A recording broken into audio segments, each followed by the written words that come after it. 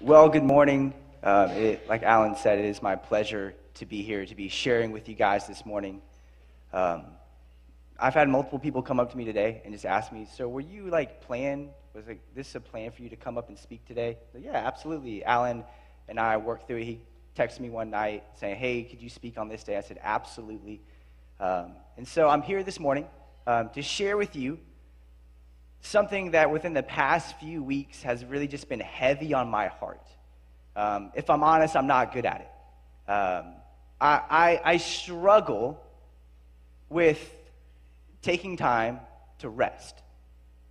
Just taking a step back, relaxing a little bit, and just resting. And especially for me and my family these past few weeks, most of you may know I'm from Panama City, Florida. And a few weeks ago, a devastating hurricane came through. And there was a point in time where I went 5 to 4 days without talking to my parents. And me and my wife, we were just in this sense of unrest. Yeah, you would go to sleep. Every time your phone would ring, you would look at it, and you would just hope and you would just pray that you'd be able to hear from them. And here's what I know. My family's fine. Our house is fine. We're good. I don't want anybody to worry about that. But I know if I can struggle with something like that, I wonder how many of us on a regular basis struggle with taking time to rest. Taking time to take a step back, relax, and just kind of be in God's presence. Now, when I was doing some research on this, I found out a few things about what happens to your body when you don't get enough sleep. And if I'm honest, you may be exactly like me, and you have a few go-to items when you don't get enough sleep. It is the glorious drug called caffeine, and it keeps you going. I don't drink coffee because I need it. I drink coffee because I like the taste of it. And so what I have a few things that some of us may run to. I know some people, their go-to drink is Diet Coke. If Jim Brakefield was here this morning, he would ask to have this after the service. I know for some people, they need a little bit more than just Diet Coke. And so they go to Mountain Dew. And then they have this. And then you have the real addicts, the people that need it as fast and as possible, and their go-to is Red Bull or some sort of energy drink. And so what we do with our life is whenever we don't get enough sleep, whenever we don't get enough rest, we have these things that we run to, and they give us a temporary boost of energy. And they keep us going for a little bit, but being in youth ministry for a while, after you have multiple of these in various orders, you get a little bit groggy. After you have one Red Bull in the morning, then lunchtime comes up and you start to get a little tired and you take another one. And then, the mid-afternoon comes and teenagers are about to get here, so you have another one. And then by the end of the day, you just feel gross because you have this lack of rest. And maybe for you're a lot better than me. You drink water. You don't poison your soul with these terrible things. You're healthy. But if we're honest, we all struggle with rest. Taking time to rest in God's presence. I've worked for this church for about 5 years now, and it's amazing how every Sunday, especially when you're on staff, especially when you're in a leadership role in a church, how Sunday is supposed to be your day of rest.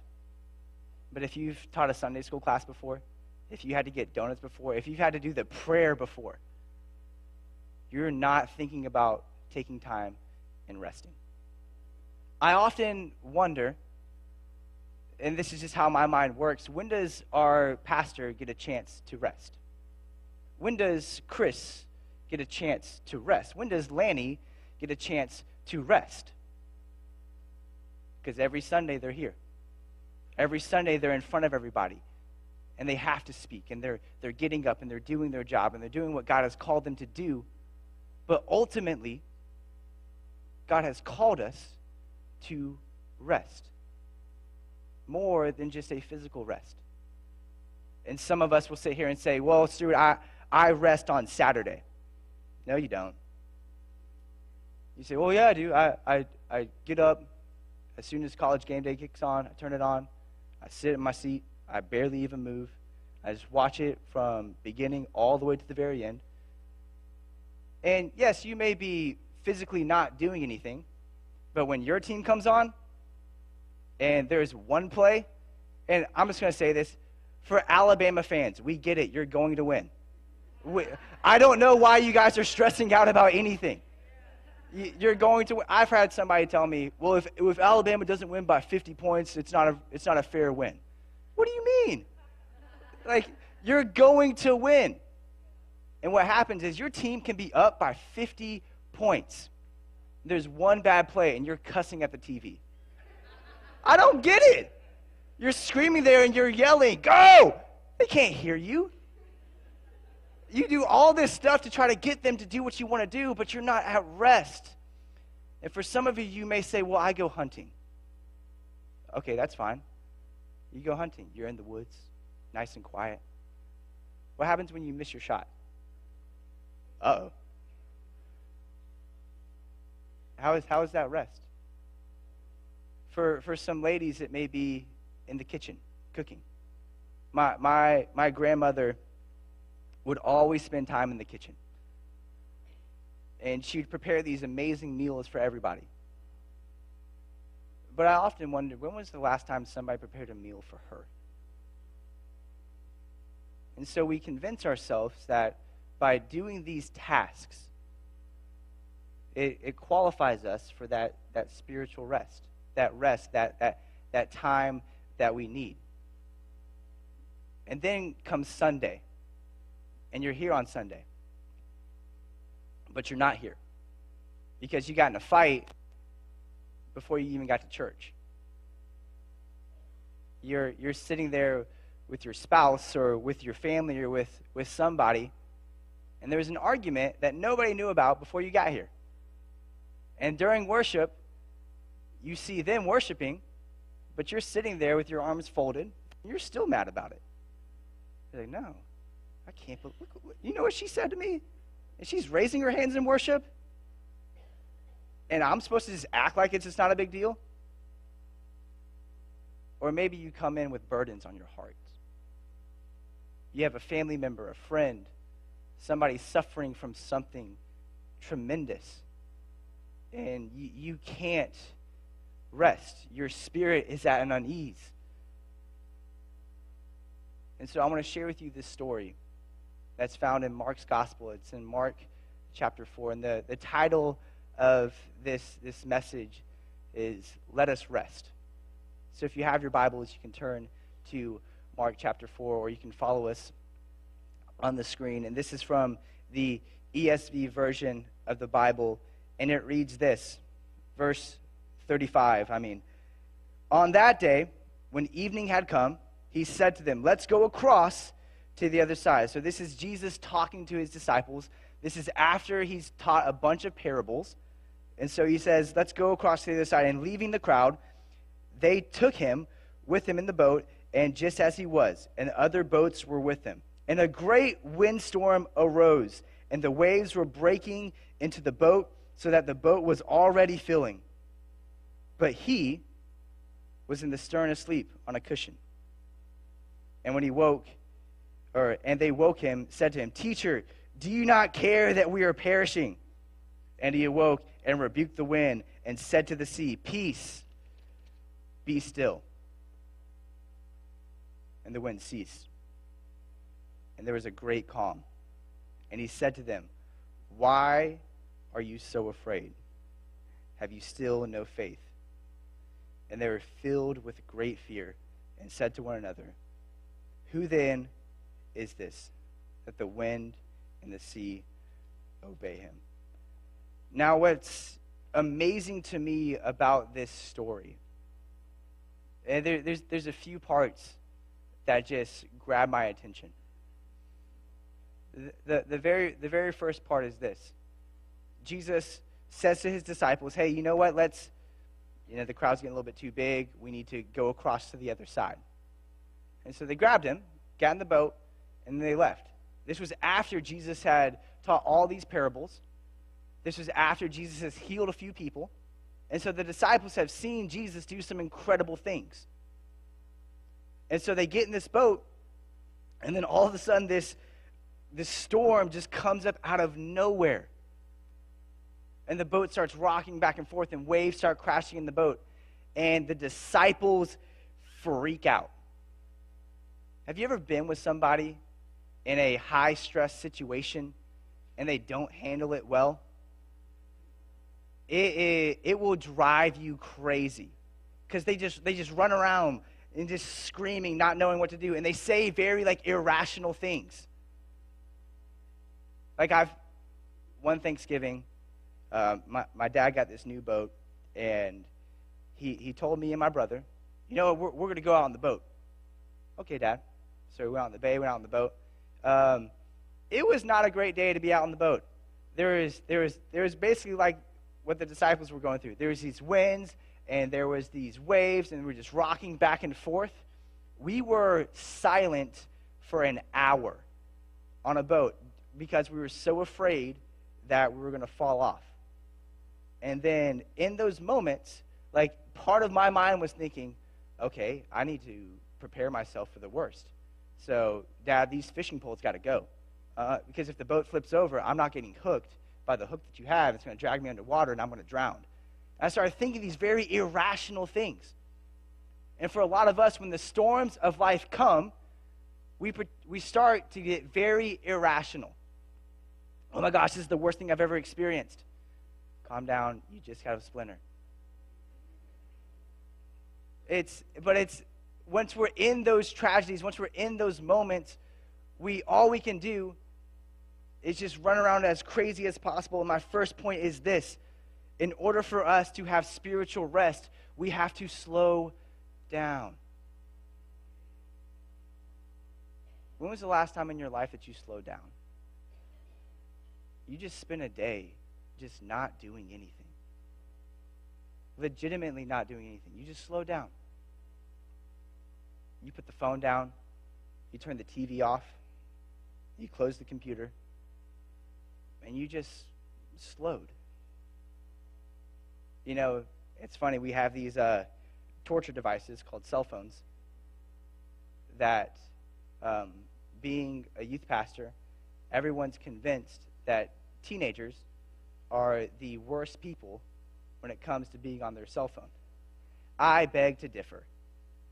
I think if you have a cell phone, you are terrible because you're always on it. Because I know I'm speaking for myself.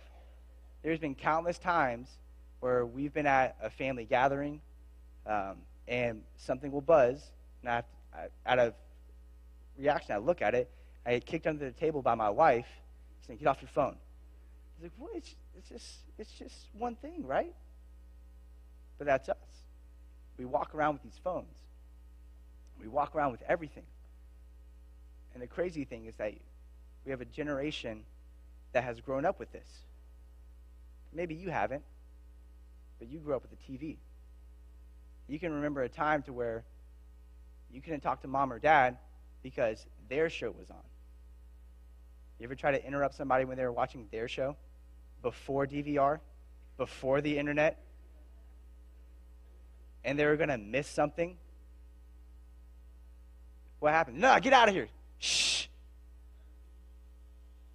Or maybe it's during the game. When you know your team's going to win, Alabama, they're up by 20. There's no chance of a team coming back. And your son or your daughter comes in and wants to show you something. Not now, the game's on. Or maybe for you, you're so invested in your work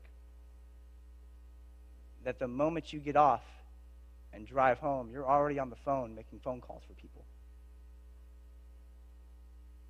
Saturday is a work day for you. You don't take a day off because for some reason you have convinced yourself that there's not enough time in my regular work hours to get everything done. And so we continue to fill our minds with all these different things. It has to get done. If I don't get it done, nobody else is going to do it. I'm going to fail so many people if I don't get it done. What I want to tell the disciples in that moment is this: slow down and look at the storm. Slow down, look at the storm. Have you ever tried to embrace the storms of your life rather than trying to run from them? See that they're coming. Know how to prepare for them. And granted, there are some things in your life that you will go through that you have no idea how to properly prepare for them. There's no amount of books you can read. There's no amount of prayer that you can do to know how to truly prepare for some of the tragedies that you're going to experience. But when you take a step back and you truly slow down and you look at the storm, you can understand how to prepare for it. So the first thing was slow down. The second thing is this: sit down. Constantly in our household, we are chasing a 1-year-old just constantly throughout the house. Whether it's my turn to get up and run around the house with her, whether it's Tara's turn to get up and run around the house with her. But something that we don't do, and we're guilty of it, is just sit down. Like, sit down. It's okay. The dishes will get done. Somebody will put away the laundry. It will get finished. Sit down. Hey, where was Jesus during the storm? He was asleep on a cushion. He made himself a bed, was asleep on it. If you've ever been on a boat with any type of waves, you're going to know it's there. And so he felt the storm in the boat, but he wasn't moved by it. He was asleep, taking time. And here's the thing that the disciples forgot. They forgot who was actually in the boat with them. When you go through storms in your life, you need to remember that Jesus is in the boat with you. And if he's not freaking out about it, why should we?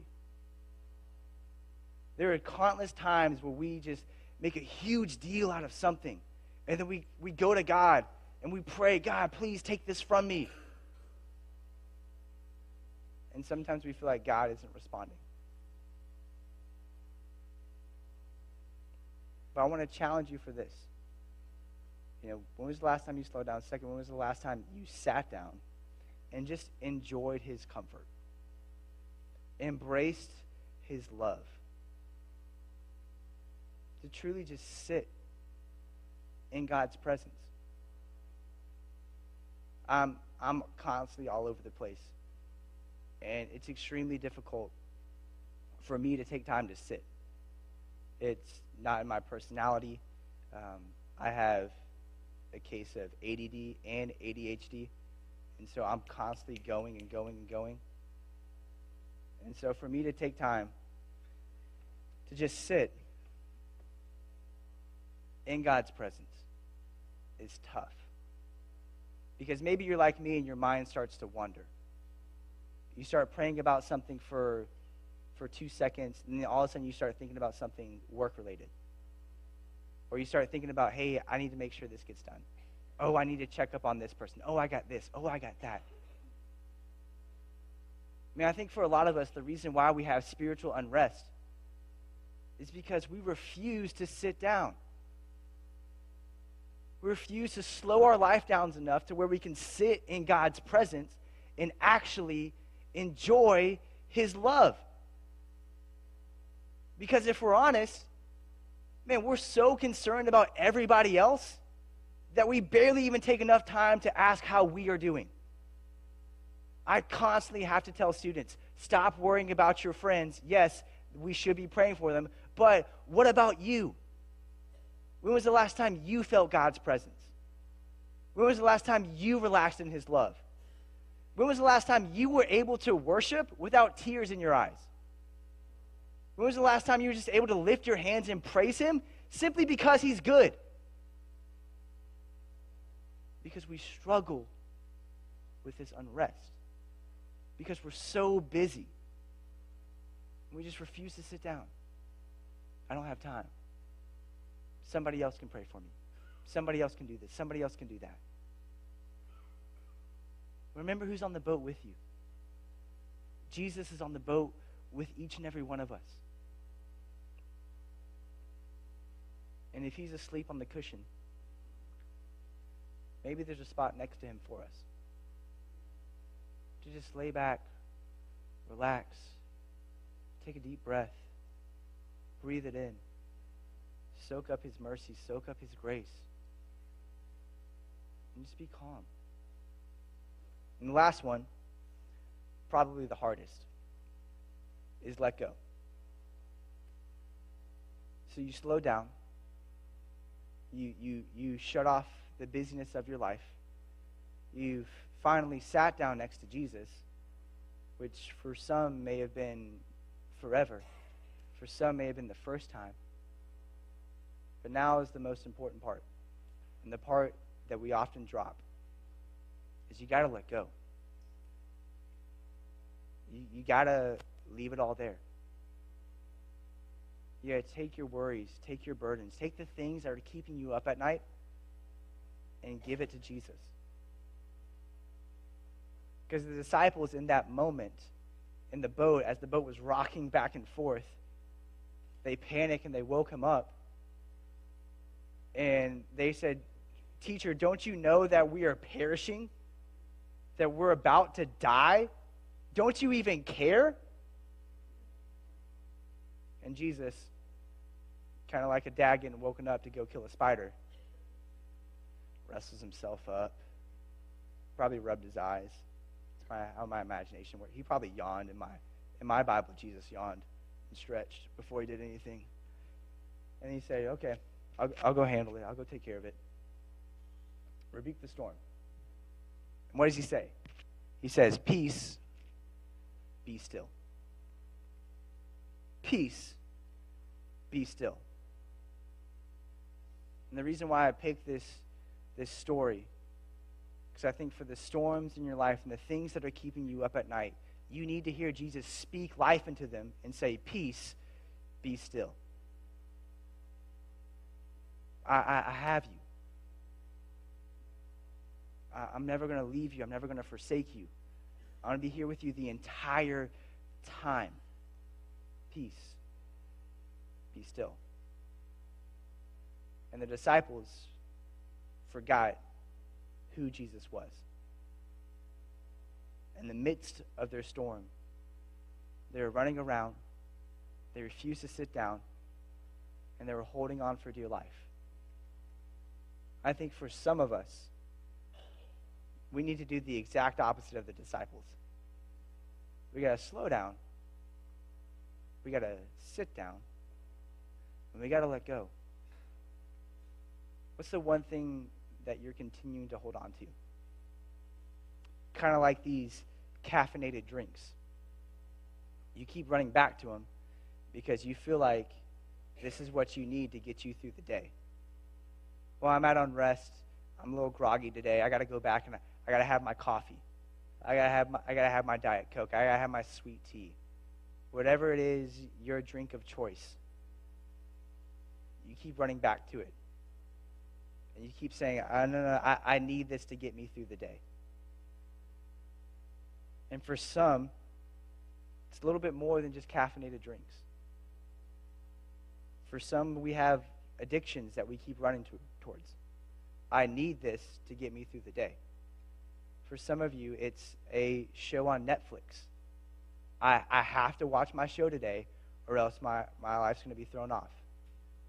For some of us, it's our cell phones. It's social media. I have to see what so-and-so posted. I have to listen to this song. I have to do this. I have to go to the gym. I have to watch this video. I have to watch ESPN. I have to cook. I have to do the dishes. Whatever it is, ask yourself, do you really need it? Is it really that important? to truly not have rest with God, to not have rest with Jesus, to take a break, shut everything off, spend time with your family.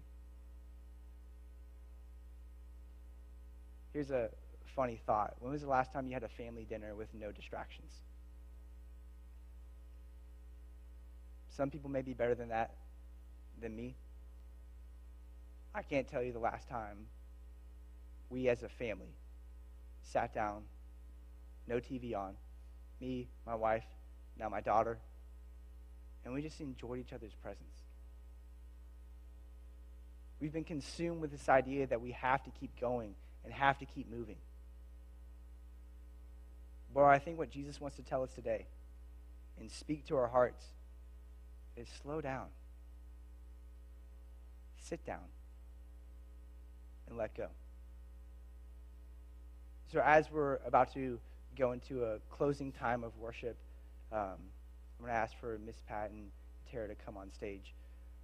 I want to challenge everyone with this idea.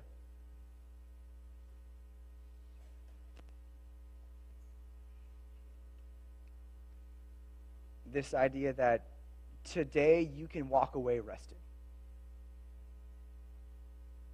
Today you have a unique opportunity to leave everything here. It's something that I challenge our students with every Wednesday. You have a unique chance to just sit in God's presence.